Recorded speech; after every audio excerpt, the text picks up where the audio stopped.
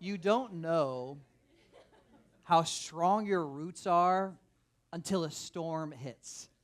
One of my good friends and member of Create Church went through a scary medical situation where he actually didn't know the cause of it, but he was in the hospital for over a week. Blood tests and all these different ways they could figure out what was happening. And in the midst of this unknown, during one of the darkest moments, my friend actually invited me to come visit him in the hospital.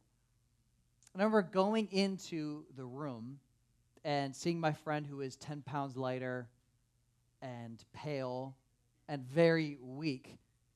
And it was shocking. He described the pain to me as a veteran who's experienced a lot of pain in his life as some of the worst pain he's ever experienced in that week. We sat down, or I sat down, he was laying in the bed, and we just talked about how much the situation sucked.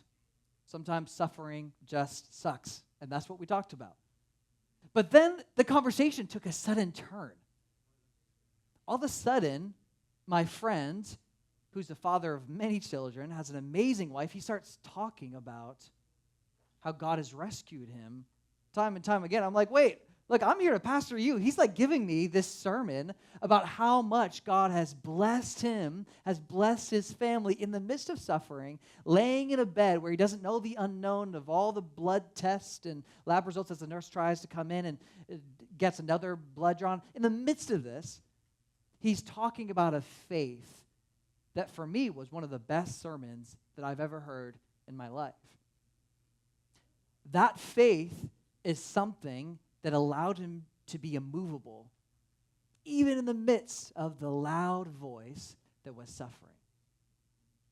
Don't you want that today? Something, a voice that's bigger than all of the other voices in your life. Something that when the daily stresses do come, there's something a little bit bigger than that. When the voices at night, you can't go to sleep, there's something that allows you to have a foundation. Whether it's a faith or something else, we want a voice that's a little bit better, maybe a lot better than all of the voices in our life. Today, the question we'll be answering is this. If you're taking notes, this is the question. It's, what does it take to be immovable in a world that's always trying to move us? What does it take to be immovable in a world that's always trying to move us? We have thousands of voices, especially in the city, especially where we're at, that are calling our name. There's the voice of our feelings. Have it your way, Burger King says. Sprite says, obey your thirst. You should follow your feelings. There's other voices in our lives, people, relationships that say, find the right person and you'll finally be whole. There's a rom-com where the main character says, you complete me.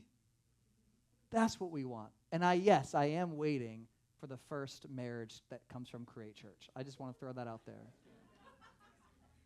There's the voice of performance. Prove yourself, grind harder, build your brand. Your worth is tied to your followers and your productivity and your grind. This is the voices of our life, and they're tempting to listen to, especially in the busyness of our life. Sometimes we don't even know that we're following these voices. The reality, though, these voices, they don't have your best interest in mind. Most of the time, they're selling you something. They want you to do something for their own selfish gain. And we follow these voices, and it leads us to a place where we don't necessarily want to be. We become shells of who we once were. The voice was promising, but the land that we find ourselves planted in doesn't allow us to grow. We're actually wilting under the false voice of promise. No one should be deceived or taken captive by voices that don't have our best interest in mind. The passage of the Bible that we'll be looking at today talks about a voice that has your best interest in mind. The passage that we'll be looking at today is actually a passage of a church in Europe that had similar concerns. Thousands of voices calling your name. What do we do in the midst of that? This bottom line, which I'll give you right now, if you're going to take anything out of this message, this would be a great thing to write down. The voice you obey decides where you'll stay. The voice you obey, it decides where you'll stay. Today, we're in our second installment of our series on the book of Colossians. It's a 4-chapter book in the Bible. It'll take you 10 minutes to read. As we go through this series, I would encourage you to investigate this yourself. Don't take my word for it. I can talk about the Bible. It's great. I'm not God. Here, why don't you, if you want, you can look at these claims for yourself. Take you 10 minutes to read this book, Colossians. Today, we're in chapter 2. Last week, we talked about chapter 1. Today, what does it look like to be immovable in a world trying to move us? It begins like this, chapter 2. Paul, the author, he's writing to this church, Create Church in San Diego, Colossae in Europe. I want their hearts to be encouraged and united in love so that they may have all the riches of assured understanding and have the knowledge of God's mystery, that is, Christ himself, in whom are hidden all the treasures of wisdom and knowledge. I'm saying this so that you don't have to be deceived with plausible arguments, great voices. See to it that no one takes you captive through philosophy or empty deceit according to human traditions, according to the elemental spirits of the universe, and not according to Christ. One of my favorite movies growing up was National Treasure with Nicolas Cage. Anyone watched National Treasure before? Yep, best actor of all time. Calling it out right now. Better than Lord Farquaad or Sid from Ice Age. What I loved about that movie is Nicolas Cage steals the Declaration of Independence and finds a map to this hidden treasure room that's filled with more, treasure that you could ever ask or imagine in your wildest dreams. It's amazing. Anyone actually think that Nicolas Cage could steal the Declaration of Independence? I do. He's the best actor of all time. This is what Paul's saying. But the treasure, it isn't gold. The treasure is Jesus himself, because in Jesus are hidden all of the treasures of wisdom, which is the truth, and knowledge, which is the application of that truth in our daily life. There's nothing more that you could ask for. And Jesus is the hidden treasure. And Paul's desire, he says what? I'm saying all of this so that you can have unity in the church. He's saying this because this church, so many people were in the church and they loved this idea of Jesus. And if you're an atheist or a skeptic, or if you are a Christian, I'm glad all of you are here as we're investigating these claims for ourselves. But as we jump in, we all probably like the idea of Jesus. But what was happening is these voices were leading this person over here to this land, this person over here to this place, and then all of a sudden, they weren't unified. In fact, they were pretty divided. So this is why Paul cuts through the noise and says, my dream for you is to be unified. That's my hope for you, because it's in Jesus, the voice of Jesus, where you will find a land of assurance, confidence, and peace. This is what Paul is talking about here. So you can write this down if you're taking notes. The false voices, they root us in the wrong land. And that's what false voices do. They root us in the wrong land. Here's the reality. Not all voices are created equal. That is for sure. We see this in Colossae. Paul, in this chapter of Colossians, he talks about 3 specific voices that were causing dissension in the unity of a church in the heart of San Diego at 10 a.m. This is the voices in Colossae 2,000 years ago. The voice of legalism. False teachers said you had to keep certain rules and rituals to truly be spiritual.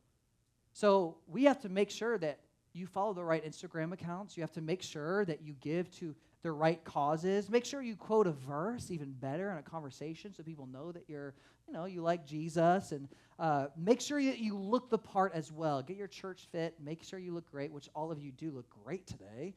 Come on. But once faith becomes about our appearance and not about what God did for us on the cross, which we call grace, we've lost it. The voice of legalism was causing dissension. There was the voice of mysticism in Colossae. Some chase visions, angels, secret revelations. Today it's horoscopes, manifestation. These things can be good. Crystals, they can be good. There's power, I'm sure, in there. And yet, there's something bigger. The voice of philosophy. Paul warns us. Persuasive arguments, clever new truths. Today it sounds like hot takes from podcasts, YouTube debates, TikTok gurus that are smart, but they leave you a little bit more have more cynicism than being grounded. Again, Paul's not saying these things are evil by their nature. He's just saying if this is the voice that you obey over all other voices, the land you'll find yourself in is a land that you won't grow, but you'll actually wilt. The soil isn't as nutritious as you once thought it would be, and you're going to be left malnourished. The voice you obey decides where you'll stay. Create Church is no different. 2,000 years later, these are the voices of our day. There's other voices of hustle culture, the voice of subjective truth, whatever feels right in the moment, the voice of escape. Maybe I'll binge another season, eat another meal, buy another thing, then I'll actually feel better. These things can be good, but often they lead to brain rot. And many of us, sadly, have experienced brain rot before. Maybe today, it's time to be uprooted. Maybe you're finding some clarity right now of maybe the voices that you've been listening to in the midst of the hurry of your life. You're taking a little bit of an inventory and you're seeing maybe I'm listening to the wrong voices. I just want to pause and as a pastor just say, being uprooted is difficult and I don't want to pass this by. If you are feeling this right now, being uprooted is difficult. Some of us have left jobs that we loved. Some of us have been uprooted from cities that we came from. Some of us have been uprooted by relationships that we thought would last a lifetime. In the midst of the uprootedness, there can be so much stress and anxiety. But the truth is, staying in the wrong soil might feel safer, but it's slowly starving you. God does not want something from you as much as he wants something for you today. He wants you to be in a land where you can actually grow, soil that's nutritious, where you don't have to be malnourished and listening to the wrong voices. He doesn't want us to be taken captive. That's what Paul is talking about to the church of Colossae. It's better to be temporarily shaken than permanently starved. Let's continue. He says this. So what do we do? What do we do? Okay, we're not going to listen to the wrong voices. That's we're considering being uprooted. What now? It continues. We're on verse 6. He says, as you therefore have received Christ Jesus, the Lord, continue to live your lives in him, rooted, built up in him, and established in faith, just like you were taught, abounding in thanksgiving.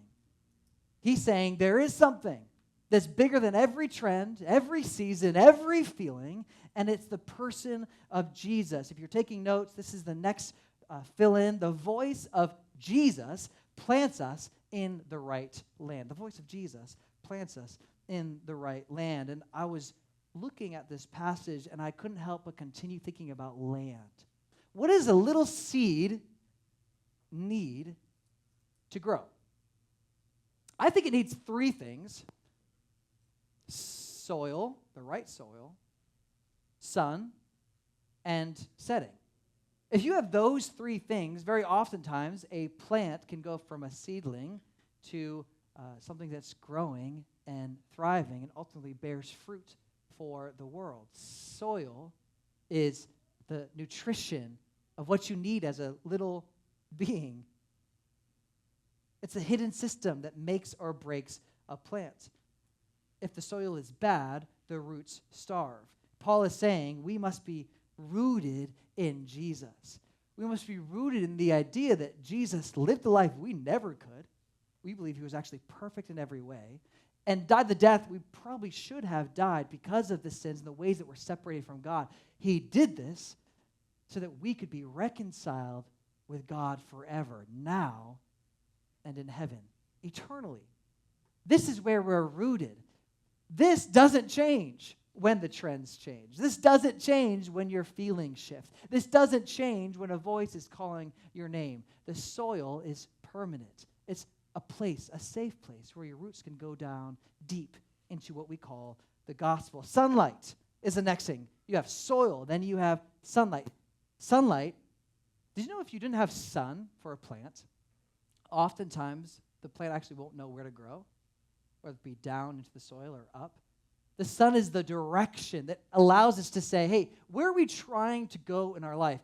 Whether you are a Christian or come from a very different faith background, something we can almost all agree on today is that Jesus was a pretty amazing moral exemplar for our life. In fact, I believe he was the human prototype of the best version of Nick is Jesus. The best version of Vlad would be the way that Jesus lived, the way he acted, the way he talked, the way he walked. And in your own personality, in your own way, Jesus is the moral exemplar of our lives. It's the sun that we bend and we grow towards, and we know where we're trying. It's our North Star. It's the sunlight. It allows us to grow. The last thing, besides soil and sunlight, is setting. Paul talks about being surrounded by thankfulness, overflowing in gratitude. This is what God's desire is for our life, just like my friend in the hospital. His setting was gratitude, overflowing with thankfulness. We must be rooted, built up, and overflowing with thankfulness. And we do this, we're not in a wrong land, but we're in the right land. It's interesting. Jesus said in the Bible, are you tired?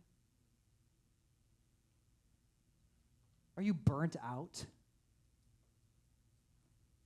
Come to me, and I will give you rest. Be assured, my yoke is easy, and my burden, it's light. Jesus, for you, is the voice in the wilderness, the desire to take you from the desert to the Garden of Eden today. Sun, soil, setting, rooted, built up, abounding in thanksgiving is God's desire for you. The voice that you obey is the land where you will stay. What voice are you listening today? Maybe it's time to be uprooted. Maybe it's time to move to the right land. I love this quote by a theologian, Warren. He says, by reviewing these pictures of spiritual progress, we see how the growing Christian can easily defeat the enemy and not be led astray. If his spiritual roots are deep in Christ, he will not want any other soil. If Jesus is his sure foundation, he has no need to move. If he's studying and growing in the Word, he will not be easily enticed by these voices. If his heart is overflowing with thankfulness, he will not even consider turning from the fullness of Jesus. A grounded, growing, grateful believer will not be led astray. The point is simple. If you want to be immovable, go to the immovable God. Plant yourself in the right soil. So today, how do we do this? How do we become uprooted and go to the right land where we can thrive as a human being? I mean, we're going into a second, the first semester of school. Raise your hand if you're a student of any kind. Elementary, middle school, high school, college, masters, all the things. Great. Raise your hand if you're a parent of a student who's going into these. Okay, a lot of us. We're going into the second half of the year. If you're not in education or the parent of someone in education, what do we do?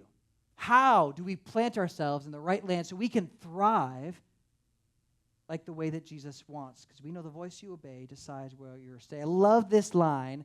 This is the last part of Colossians that we'll look at today. Y'all, this is like a 30-minute sermon, and we talked about like 6 verses today. This is the density of the Bible. If you consider what does it look like to grow in my faith, consider reading the Bible for yourself and see what God could do through you and in you. Last verse, these are only a shadow, Paul says, of what is to come. It's only a shadow. The real substance belongs to Jesus. Shadows can trick you. They look like something real, but when you reach out for them, there's nothing solid to hold. Shadows are like dry, depleted ground. The voice is tempting, but when you plant yourself there, you're left malnourished. Jesus is the substance, the rich, fertile soil. How do we come in the right land? I've thought oftentimes of what is Create Church? Like, what is the point of gathering together? You had a lot of things that you could have done today, and you decided to come for these 60 minutes, carve it out. What's important about this time? I imagine Create Church like this. If you want to write this down, this is the last fill-in. Create Church is like a greenhouse, a spiritual greenhouse where people become rooted, growing, and immovable in Jesus. Did you know oftentimes a plant needs a microclimate? Just a safe space that's smaller than the bigger climate of the city, just something a little bit smaller, and where many plants desire to go together, to grow together. And I imagine this to be like a spiritual greenhouse, a microclimate. For those who are considering making Jesus the primary voice that they're obeying in their life. And my hope is that in this space, whether it be in rows or in circles, that we're able to get the sun, the soil, and the setting that we need. Because let's be honest, we might want to grow as we're going to the second half of the year, but we won't grow by willpower. Maybe you've tried this. Maybe you're looking into spirituality and you're like, I'm going to do this. And then you read the Bible for a chapter. Maybe you go to a yoga class, or maybe you buy a class of a guru online. You're like, this is great. But then like 2 weeks later, you kind of go back to regular life. What does it look like to move beyond willpower so that you can actually plant yourself in this right land and not be led by these false voices? Environment. Let's willpower is good, but let's move to environment. This is the environment where if you just decide to go, naturally the soil, the sunlight, and the setting will make you grow in your faith. I want to invite the band to come up. That's what I hope for Create Church, to be the right environment, the conditions that you need to grow stronger and grow and reach your full potential. And what we risk is fruit. That's what we risk. If we plant ourselves in an area that doesn't grow us, we wilt, and what happens is that we don't bear fruit. And Jesus in John 15, he talks about a tree that bears fruit, and that fruit feeds. It feeds your kids if you're a parent. It feeds your coworkers. And that fruit could just be gratefulness. That fruit could be positivity. That fruit could be a wise discernment. That fruit could be good works to the people around you. What we risk if we're not in the right land is a lack of fruit that doesn't feed, but that often burdens the people in our lives. So that's why we're launching groups. This is the reason. Because this is the environment. Yesterday we spent time with a bunch of our group leaders. Raise your hand if you're a group leader this next semester. We got a bunch of them in the room. We spent time with them for like 6 hours, and we're just learning about how to lead groups and create these spaces of connection where you can act on your good intentions. And as I was doing it, I'm so excited to preach this message today, because what we're talking about is a space where you can go and actually